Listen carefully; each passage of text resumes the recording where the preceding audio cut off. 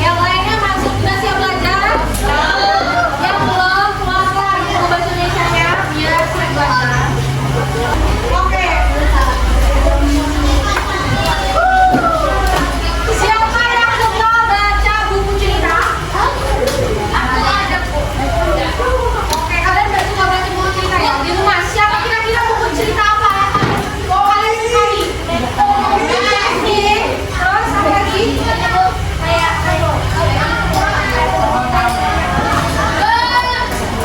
Oh gini, buku cerita mengenai impian.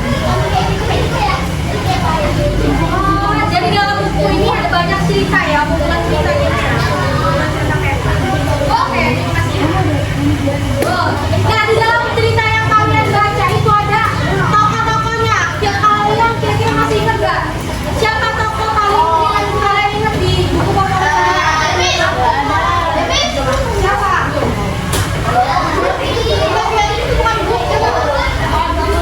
Kalian pernah kan baca buku dengan cerita ini, pernah nggak? Bawang merah, bawang putih. Nah, di situ tahu ceritanya gimana? Bawang merah itu yang jahat yang baik? Yang baik. Bawang putih yang jahat yang baik? Nah, hari ini kita dengan unsur inspirasi dalam diri. Hari ini kita mau belajar unsur inspirasi. Apa setiap cerita itu punya bagian-bagian yang spesifiknya. Gimana kejadian itu? Kalau apa yang disampaikan oleh penulis dalam cerita tersebut, maka kita belajar apa yang diinspirasi untuk inspirasi. Unsur cerita saya ada dua. Yang pertama ekstrinsik, yang kedua intrinsik. Tapi yang mau kita pelajari itu yang intrinsik, yaitu unsur-unsur yang membangun cerita dari dalam. Tanpa unsur intrinsik, sebuah cerita tidak akan lengkap. Maka tujuan pembelajaran kita ini adalah mengidentifikasi tema, tokoh, penokohan, lakon, kemudian alur serta makna dalam sebuah cerita, kemudian menyajikannya dalam bentuk climax. Sebelumnya, mari kita dengar cerita. Ini kita bahas ini. Halo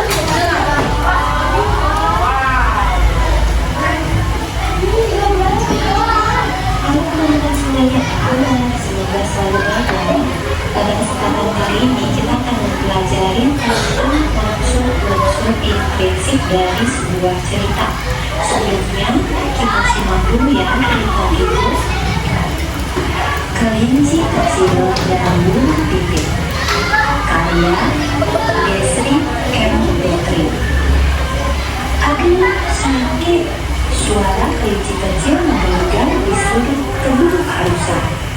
Wajahnya tampak seperti kapas dan titik-titik air mulai membanjiri matanya.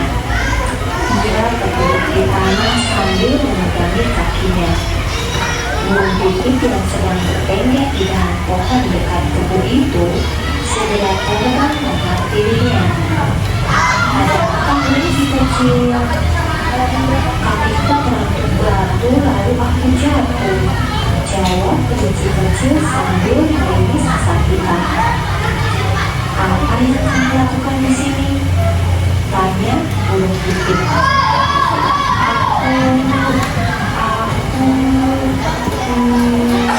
Aku mau mengambil ikan itu.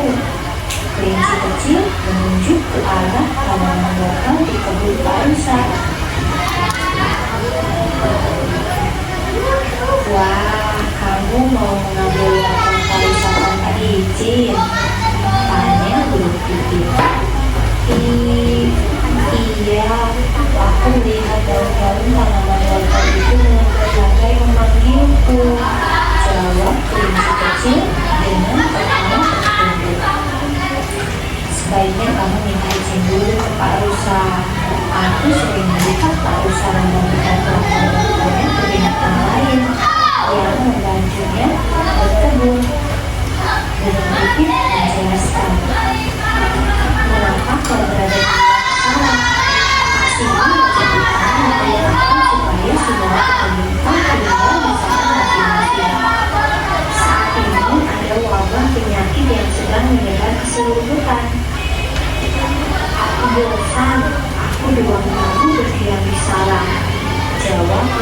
kecil, pikirannya menari-nari teringat pesan ibu tadi pagi.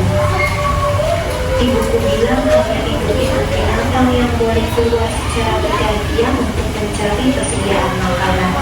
Bila bertemu dengan binatang lain, tidak ada yang boleh bersentuhan.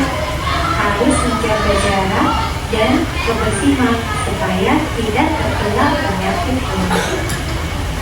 Ibumu benar, kau seharusnya mengikuti perkataannya. Terus burung itu. Kau bisa membantu ibu membersihkan sarang, memasak atau berolahraga bersama. Sarang burung pipi. Pipi kelinci kecil merona kemerahan. Lalu dia berkata dengan suara lembut. Ibuku pun mengatakan hal yang sama, tetapi aku tidak menunjukkannya. Dia bilang aku pergi dari sana, dan inilah yang terjadi. Sebaiknya kau segera pulang dan meminta maaf pada ibumu, balas burung pipit. Iya, aku akan segera melakukannya. Terima kasih burung pipit sudah menyadarkanku. Kelinci kecil bergegas pulang dan berjanji dalam hati tidak akan mengulangi perbuatan ini lagi. Burung pipit tersenyum dan terbang jauh. Nah, sekarang setelah kita mendengar cerita tentang burung pipit dan kelinci kecil, tadi apa ceritanya? Kilas tentang apa? Ya, kelincinya bosan karena ada wabah penyakit. Terus dia nggak boleh keluar rumah. Mungkin pas COVID kali ya kelincinya. Terus dia karena dia bosan dia keluar rumah mau ngambil wortel punya Pak Tani tanpa izin. Ya Pak Musa tanpa izin. Terus apa yang terjadi sama kelinci? Jatuh, selanggung, nangis dia.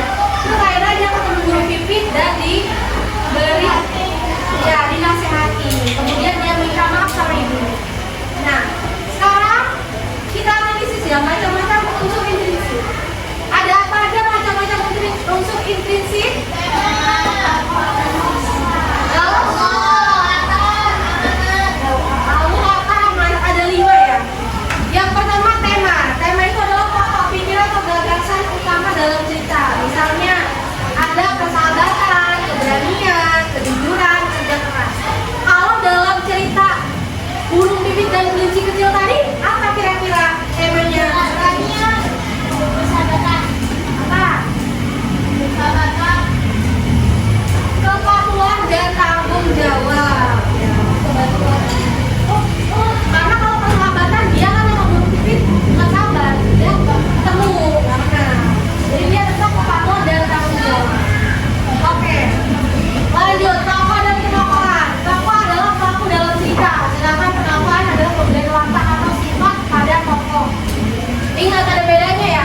Kalau tokoh itu orangnya, kalau penokohan itu sifatnya. Kalau dalam cerita yang sebelumnya tadi tokohnya siapa aja? Pemimpin. Terus, ya Pak Musa sama ibunya. Ya juga. Kelinci kecil tadi gimana sifatnya? Apa? Pembangkang ya, dia nggak ikut sama ibunya. Terus cengeng juga, dia nangis. Strobo juga, dia jatuh pas dia mau ngambil wortel. Ya, tapi dia mau memperbaiki kesalahannya. Dia pulang mau minta maaf sama ibunya. Kemudian burung pipit tadi apa? Ininya sifatnya ya ngeselin. Terus baik, suka menasihati ya, dia menasihati kelinci ya, dia patuh lagi sama ibu. Kemudian Pak Musa apa sifatnya? Kenapa dia baik hati? Berbagi. Ya, suka bagi-bagi wortelnya kepada hewan-hewan yang membantunya panen. Yuk. Oh iya. Oke, alur. Alur adalah jalan cerita dari awal sampai akhir. Nah, pada alur itu ada awal, di sini ada pengenalan. Biasanya kenalin siapa aja tokohnya dalam cerita. Contohnya tadi, dia kasih tahu ada yang namanya kelinci kecil, burung pipit, Raja Singa, ada ini juga. Terus pertengahan itu ada munculnya masalah dan puncak